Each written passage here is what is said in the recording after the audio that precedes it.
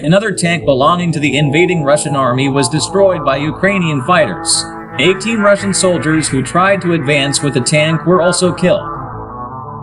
The bodies of the destroyed invaders remained frozen and were not picked up by their comrades.